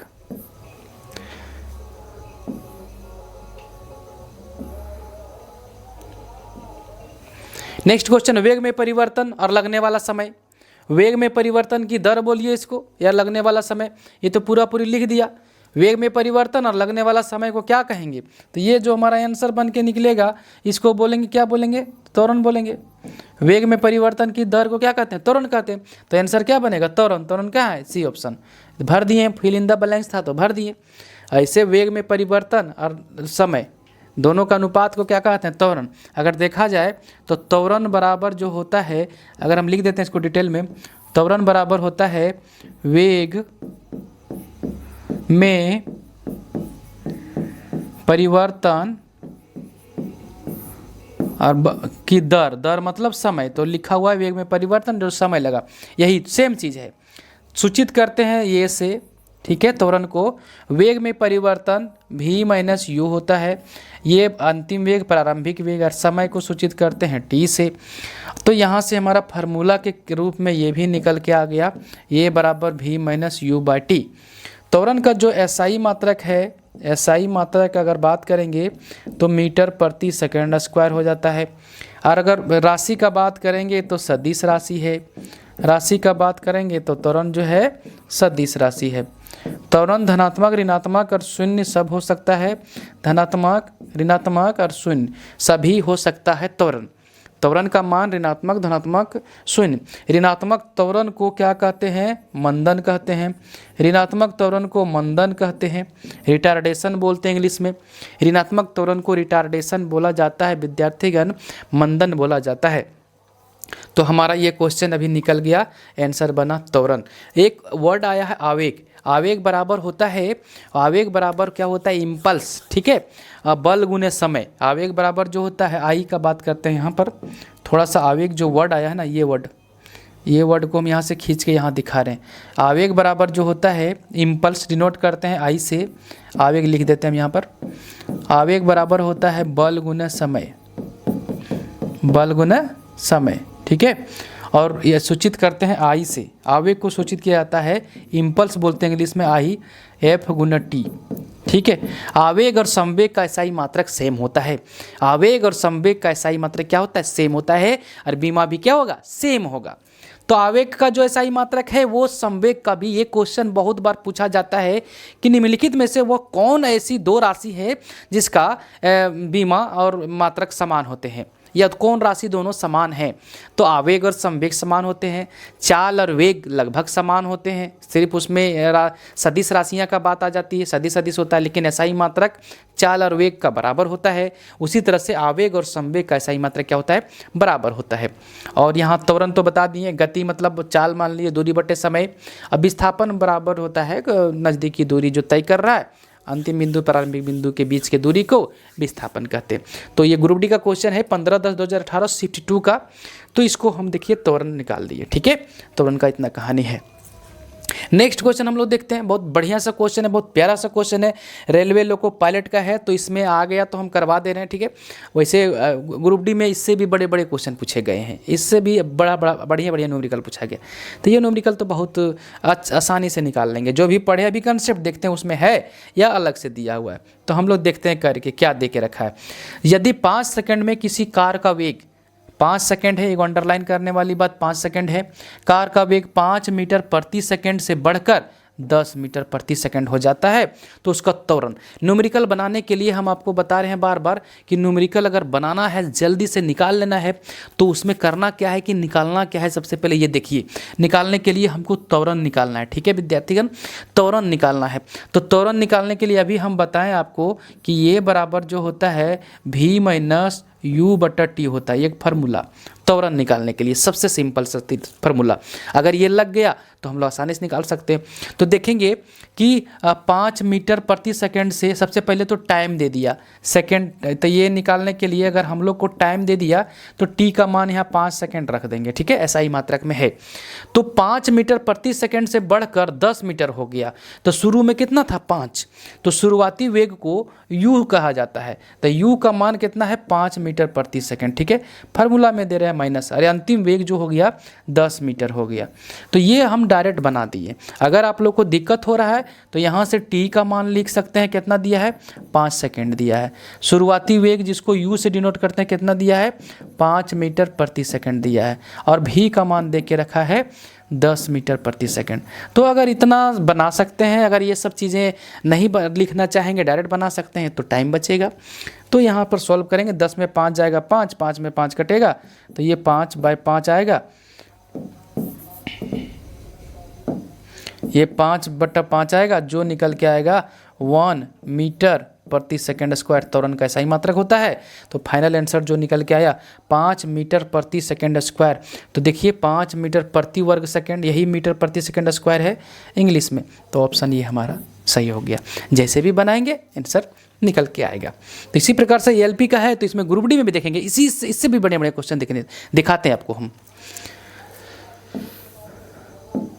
देखिए ये ग्रुप डी का क्वेश्चन है 12/10/2018 का न्यूमेरिकल है, ठीक है। अभी जो हम न्यूमेरिकल बनाए लगभग उसी प्रकार से देखने को मिलेगा, थोड़ा सा इसमें द्रव्यमान का गेम कर दिया है। देखते हैं क्या है, देखते हैं 150 kg व 150 kg द्रव्यमान की एक वस्तु, ठीक है, 150 kg द्रव्यमान की एक वस्तु है, 5 सेकंड में 6 मीटर प्रति सेकंड से 16 मीटर प्रति सेकंड की वेग से त्वरित हो जाती है। त्वरण ज्ञात करें विद्यार्थीगण। बार बार बोल रहे हैं दिया क्या है उस तरीके से भी बनता है और निकालना क्या है। तो सबसे पहले हमको त्वरण निकालना है। तो त्वरण निकालने के लिए हमारे पास जो फार्मूला दिख रहा है, त्वरण निकालने के लिए हमको जो चाहिए वो ये चाहिए, ये बराबर होता है V - U/T। ये को ही त्वरण कहा जाता है, ये को ही त्वरण कहा जाता है, ठीक है। तो त्वरण निकालने के लिए A से डिनोट करते हैं त्वरण को, V - U/T। तो देखेंगे यहाँ दिया क्या है, ये जो दे दिया है द्रव्यमान दे दिया है। तो द्रव्यमान का कहीं उपयोग है नहीं है, द्रव्यमान का त्वरण निकालने में कहीं उपयोग नहीं हो रहा है, तो उसका बात नहीं करेंगे। समय दे दिया है तो समय का तो उपयोग होगा, समय का उपयोग होगा। 6 मीटर ये U का मान था, ये प्रारंभिक वेग था, और अंतिम वेग कितना हो गया, ये V का मान दे के रखा है, तो V का मान दे दिया 16।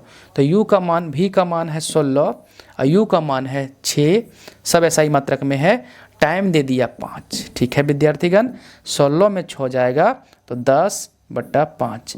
आंसर जो फाइनली निकलेगा त्वरण का मान 10/2 आ जाएगा, ये कट के ये 2 आ जाएगा, 2 मीटर प्रति सेकंड स्क्वायर। त्वरण का SI मात्रक मीटर प्रति सेकंड स्क्वायर आंसर बन के निकल गया।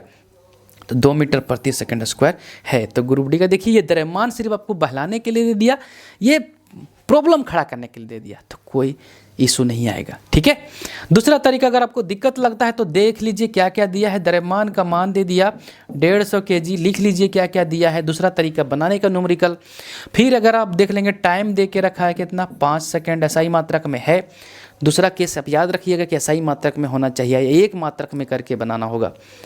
प्रारंभिक वेग U का मान दिया 6 मीटर पर सेकंड, अंतिम वेग दे के रखा है कितना, 16 मीटर प्रति सेकंड। तो इतना डेटा हम लोग के पास है। अब ये लगा लीजिए, यहाँ से त्वरण निकालना है, ये बराबर V - U/T, सब डेटा दे के रखा है, मार दीजिए। तो इतना चीज़ अगर यहाँ से उठा के रख देंगे तो तुरंत मिल जाएगा। तो जो लोग नए हैं, जो लोग न्यूमेरिकल से डर लगता है, उन लोग एक बार डेटा को रख लीजिए, उसके बाद आप बनाने का कोशिश करेंगे विद्यार्थीगण, ठीक है। नेक्स्ट क्वेश्चन की ओर। नकारात्मक त्वरण निम्न में से किसकी दिशा के विपरीत होता है। नकारात्मक त्वरण जो होता है वो त्वरण जो बताता है क्या, वेग में परिवर्तन की दर को त्वरण कहते हैं।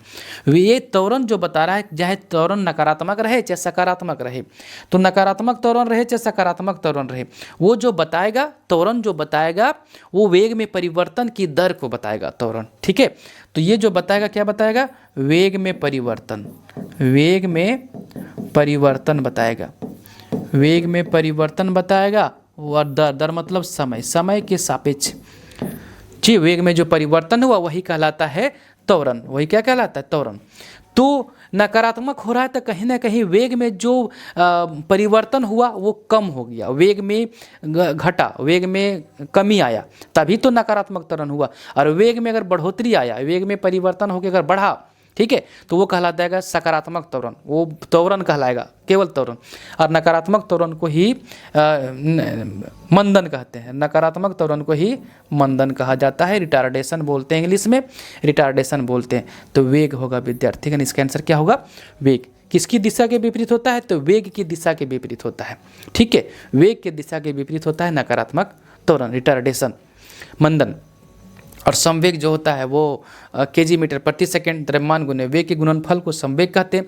बल जो होता है द्रव्यमान गुने त्वरण का, द्रव्यमान गुने F बराबर जो होता है mE, द्रव्यमान गुने त्वरण का गुणनफल। संवेग बराबर P से सूचित करते हैं, mv द्रव्यमान और वेग के गुणनफल को क्या कहते हैं, संवेग कहते हैं। बल का SI मात्रक न्यूटन और त्वरण संवेग का SI मात्रक kg मीटर प्रति सेकंड, और इसका होता है न्यूटन का केजी मीटर प्रति सेकंड स्क्वायर। दोनों में सिर्फ 1 सेकंड का अंतर है, ठीक है, 1 सेकंड इसमें ज़्यादा इसमें कम। नेक्स्ट क्वेश्चन, ये एलपी का क्वेश्चन था, बहुत अच्छा क्वेश्चन था, वैसे तो इजी क्वेश्चन था, नकारात्मक त्वरण का बात करेंगे तो इजी ही क्वेश्चन था। नेक्स्ट क्वेश्चन हम लोग देखते हैं, आइए नेक्स्ट क्वेश्चन देखते हैं विद्यार्थियों। बहुत अच्छा सा क्वेश्चन है, बहुत बढ़िया सा क्वेश्चन देके रखा है। क्या है ये? आरआरबी एनटीपीसी का क्वेश्चन है, बहुत बढ़िया। कोई एनटीपीसी में भी क्वेश्चन बहुत लाजवाब पूछे गए थे, तो उसको भी हम करवा दे रहे हैं। जो क्वेश्चन एक दो ज़्यादातर ग्रुप डी का क्वेश्चन है, इसमें रेलवे का लगभग प्रीवियस ईयर क्वेश्चन हम मान लीजिए, ठीक है, लगभग को करवा दे रहे हैं। यहाँ से क्वेश्चन बाहर जाने वाला है नहीं, देखिएगा बहुत अच्छा क्वेश्चन मिलेगा। क्वेश्चन, एक समान तल वाली सीधी सड़क पर नियत त्वरण पर दौड़ने वाली कार के संबंध में निम्न इनमें से कौन सा कथन सत्य है? एक सीधी सड़क है, इस पर एक कार दौड़ रही है, देखिए कार एक दौड़ार सीधी जा रही है, और बात जो याद रखेंगे, त्वरण क्या है? नियत है, यही वर्ड है। जब त्वरण नियत है, बदल नहीं रहा है, त्वरण अगर नहीं बदल रहा है, उस कंडीशन में कार का वेग जो है, कार का जो वेग है, त्वरण अगर कांस्टेंट है, त्वरण नहीं बदल रहा है, जैसे ये बराबर जो है होता है v माइनस यू बटा टी, ठीक है, ये बराबर v minus you upon T. अगर नियत त्वरण है, त्वरण नहीं बदल रहा है, उस समय जो कार का जो वेग होगा वो क्या होगा, और कार का कंडीशन जो बनेगा वो क्या बनेगा। तो त्वरण को कांस्टेंट रखने के लिए, त्वरण को नियत रखने के लिए जो ऑप्शन देके रखा है कि कार का त्वरण शून्य है, ये तो त्वरण नियत है तो शून्य कहाँ से होगा, ये तो फिर खत्म हो गया, ये कहानी गलत है ऑप्शन। ये तो त्वरण यहाँ पर नियत है, यहाँ शून्य बोल रहा था, कभी होगा नहीं होगा। कार का वेग शून्य है, कार का वेग अगर शून्य होगा, कार चलेगा ही नहीं, कार अगर चलेगा नहीं तो त्वरण कहाँ से मिलेगा, त्वरण नियत कहाँ से मिलेगा। अगर वेग ही शून्य कर दिया, अगर वेग को शून्य कर दिया, ये v और u को अगर शून्य कर देगा तो त्वरण भी शून्य हो जाएगा, तो कार का वेग शून्य नहीं हो सकता है, ये भी गलत है, ठीक है। कार का त्वरण निरंतर बदल रहा है, त्वरण तो नियत रख दिया, फिर त्वरण कैसे बदलेगा, त्वरण तो नियत रख दिया ना। त्वरण मतलब अगर 5 मीटर प्रति सेकंड स्क्वायर से चल रही कार तो उसी से चलेगा, बदलेगा नहीं, ये बोल रहा है क्वेश्चन। ये तो ये बदल रहा है, ये भी गलत है। तो कार का वेग निरंतर बदल रहा है, जी कार का वेग निरंतर बदल रहा है, बार बार कार का वेग बदलेगा, बार बार कार का वेग बदलेगा, तभी तो त्वरण नियत रह पाएगा, तभी तो त्वरण आपको मिलेगा। नहीं तो अगर एक ही एक्सेलेटर में गाड़ी चलाइएगा तो वेग तो निश्चित हो जाएगा। मान लीजिए 20 का स्पीड से चला रहे हैं, 40 का, तो वेग तो कांस्टेंट हो गया, नियत हो गया। तो वेग अगर नियत हो गया, दोनों बराबर हो गया तो जीरो। तो त्वरण उस कंडीशन में आपको जो त्वरण मिलेगा वो आपको नहीं मिल पाएगा बढ़िया तरीक़ा से, क्योंकि वो तो फिर अलग कंडीशन बन जाएगा। तो त्वरण अगर आपको क्या चाहिए, नियत चाहिए, तो वेग जो होगा निरंतर बदलना पड़ेगा। कार का वेग क्या होगा, निरंतर बदलना होगा, बार बार वेग में परिवर्तन लाना होगा, बार बार वेग में परिवर्तन लाना होगा समय के साथ, तभी आपको त्वरण नियत देखने को मिलेगा। तो ऑप्शन डी सही है।